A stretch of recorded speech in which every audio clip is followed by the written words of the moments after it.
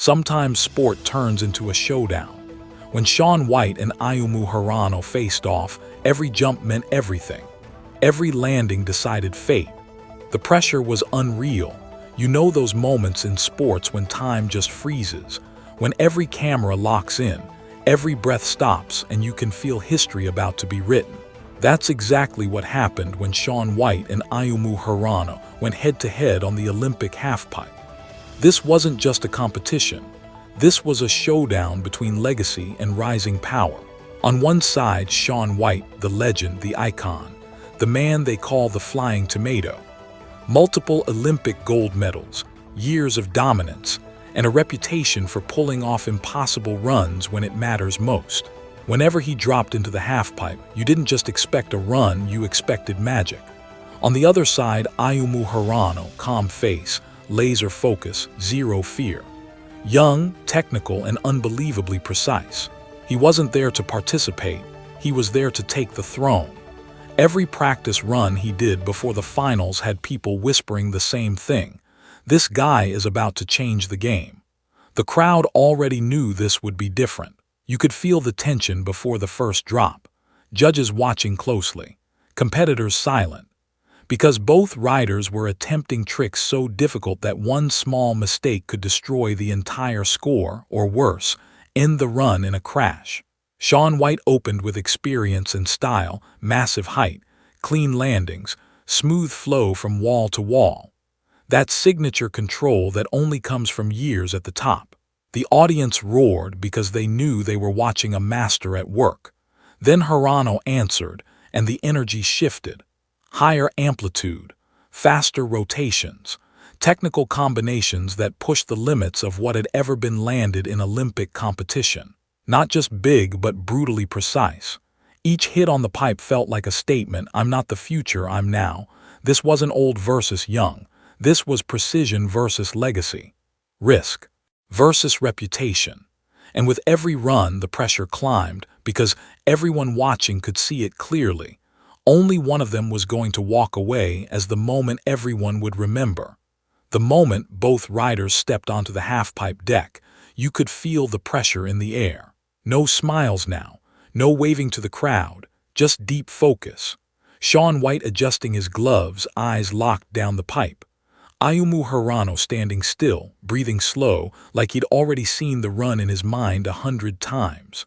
Shaun dropped first, and the style was pure authority. Huge amplitude, clean grabs, smooth transitions wall to wall. Every hit was controlled, every landing solid. This is what years of dominance looks like, not rushed, not wild, just elite control at dangerous height. The judges responded immediately. Strong score. The crowd erupted. The message was clear, the legend is still alive. But then Hirano answered, and the tone of the contest changed instantly.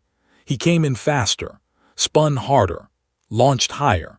His run was packed with technical difficulty stacked back to back, not just big tricks, but combinations that almost nobody risks in Olympic finals.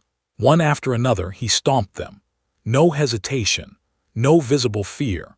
Riders on the sidelines started reacting before the run even finished, because they knew how hard that sequence really was. For a moment, it felt like the balance had shifted. Commentators started raising their voices. Slow-motion replays rolled on the big screens. Angles, rotations, grab control, everything under the microscope.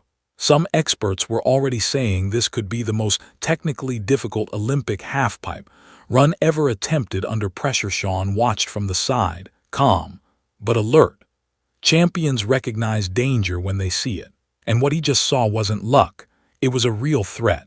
Now the competition wasn't just about execution, it became psychological. Every next drop carried double the weight. Because when two riders push the level at the same time, safe runs are no longer enough. To win now, someone would have to risk everything and go beyond their comfort line, higher, cleaner, harder than before. Then came the final runs, the moment everyone was waiting for. Shaun White stepped in first, every eye on him. He launched off the wall with that signature height, spinning cleanly in the air, twisting with the confidence of a man who's done this countless times. The landing was perfect. Judges scribbled notes, fans erupted, cameras flashed. The legend had reminded the world why he's called the king of the halfpipe. Ayumu Hirano wasn't fazed. He stepped up with calm focus, almost robotic in precision. His run was pure calculated aggression. Triple corks, back-to-back spins, grabs executed with surgical accuracy. Every rotation faster, every landing sharper. He pushed beyond what seemed humanly possible on the pipe.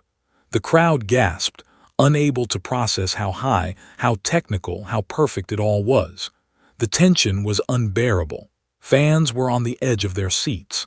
Social media was already exploding with reactions. Analysts argued over who had the edge. But in the pipe, it came down to one thing: execution under pressure. One slip, one stumble, one under-rotated spin could cost it all. By the end of the last run, both riders had done something extraordinary. Shaun White showed the mastery of experience. Ayumu Hirano demonstrated the fearless innovation of youth. And for anyone watching, it wasn't just about who won or lost.